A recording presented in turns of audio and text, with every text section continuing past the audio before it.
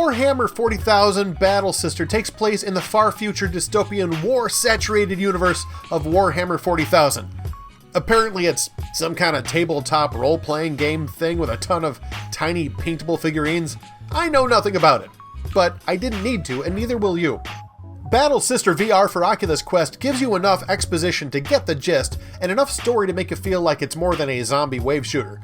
There's enough narration and dialogue to give you the background and the relationships between the characters, and as far as the writing goes, I give them credit for maintaining that balance well. I had my suspicions, of course. We are by nature suspicious. A requirement of the position, I suppose. I had to trust your faith would remain strong, even if the worst were true of Leonora. Also, thanks for not cussing. What with the war themes and violence, I was almost certain there would be cussing all over this bad boy, but these nuns are as pure as altar boys, language-wise, and I can't think of a single cuss word in the whole game that I caught. Let's talk the good.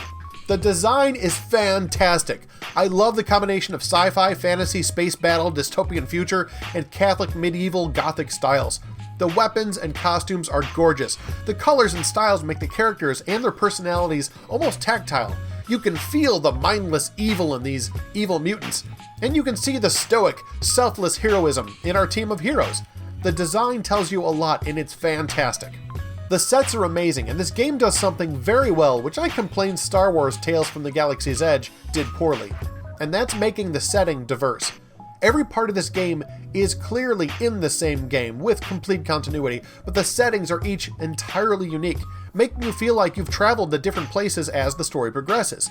Even with just a change in lighting, color, and fog, they diversify areas inside of each level, to again make you feel like you've gone from one location to another in a fluid and realistic way.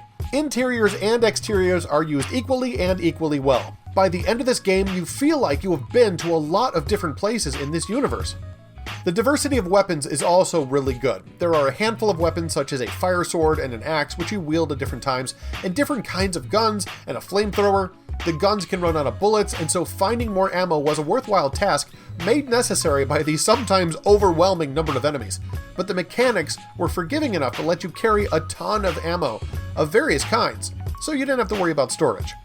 The diversity of enemies was also better than that of Galaxy's Edge, as you have mainly grunt foot soldiers with axes or guns, and then bigger enemies with more powerful guns and better armor, and then bigger, more powerful versions of those, and then eventually demons with flaming swords and a handful of boss-level battles.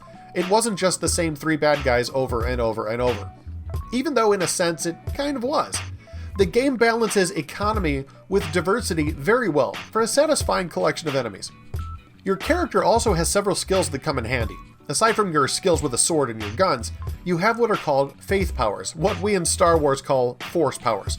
Push, shield, and the ability to slow time briefly, but not unendingly, so you have to use them wisely. As you can gather more ammo, your victories gain you more faith to use as faith powers, which adds a nice fantasy touch to a mainly sci-fi game. Also, you have a team which joins you for several parts of the game, but not the entire story, so you don't feel as alone as you might, but you also can't remain dependent on them for help on every level. Your trio is a serious, stoic, but still enjoyable team which works well together, and again makes you feel like your part of the story is not that of a lone mercenary, but that of a soldier on a team which is much bigger than we get to see. There's also other characters on your team who join you for brief parts of certain levels, so that the total number of your teammates is even bigger than the trio that you're part of for much of the story. Okay, let's talk the bad. Overall, I truly do not have a lot of complaints, but for an honest review, here's what I can say. The gore. While I truly do appreciate the ability to change the gore level in the game, the nun setting still has a spray of blood every time you hit an enemy. I was hoping for a Star Wars bloodless death of enemies. I mean, hey, it's only a game, and the gore setting is called none, but that's still some. Sometimes bad guys just appear near you. If there was an in-universe reason for it, I missed it. I mean, I get the sudden appearance of demons and a bolt of lightning as they are summoned from the Chaos Realm and all of that, but sometimes it just seemed like everybody just popped into being without coming from another room, and it was more frustrating than anything else. But to be fair, this didn't happen all that much, and wasn't until later in the game, so again, it might have had an in-story reason which I missed, and it doesn't affect a lot of the gameplay. Enemies and their weapons and ammo just vanish when you destroy them. and ammo and guns are just kind of scattered around the levels. It would have made more sense to me to have us scavenge guns and ammo from the fallen friends and foes than to just keep finding lockers stocked with ammo in random hallways. Again, not a serious complaint, but more of a wish list. As for design flaws, there are a handful of textures that are flat and pixelated up close, and a small collection of items that either don't touch the wall or the floor as they are intended to. Overall, the game is designed so well for the hardware it has to use that these are small complaints. I do wish they would have either not given you a shadow or given you a head. Every time I see my shadow, I'm taken aback when I realize that my awkward arms don't meet my body at the same level, and there's no head at the top of my shadow. It takes me out of the world and reminds me that it's just a video game. The full body texture is very cool on one level, but entirely unnecessary on another level. I think games like Galaxy's Edge or Gun Club VR have shown that a torso with floating arms work just as well and often less awkwardly than a full body.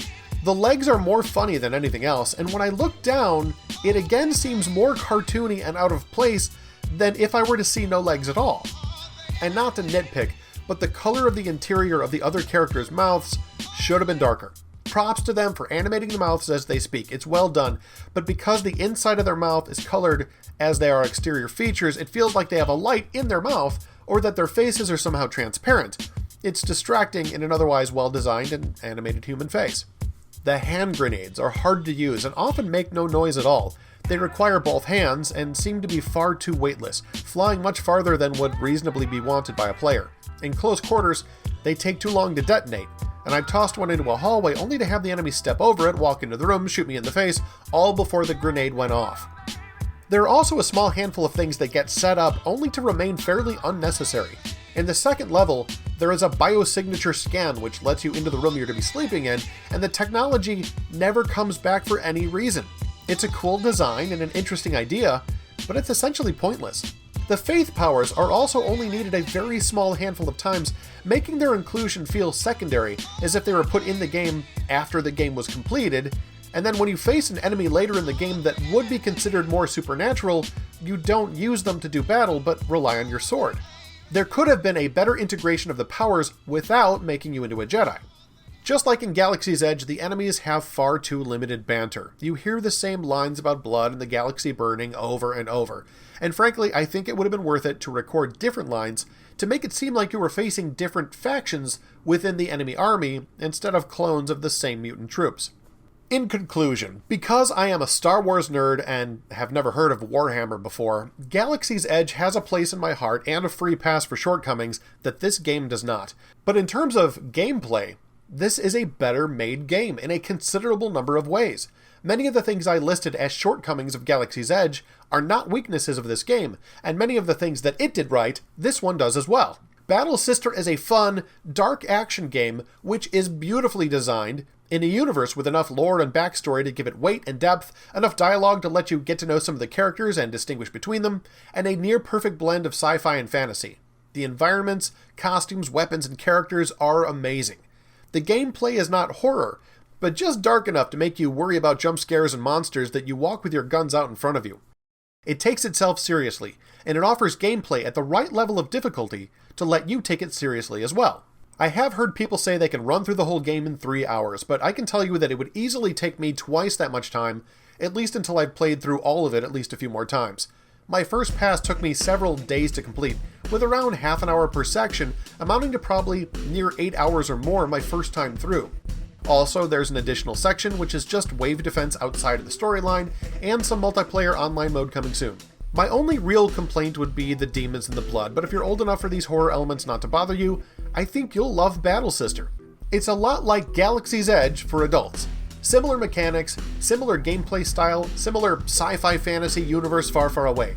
I love both of these games, and I'll be playing them over and over for the foreseeable future. If you've played them, let me know what you think in the comments below. Game on, my friends, and I will see you in the future.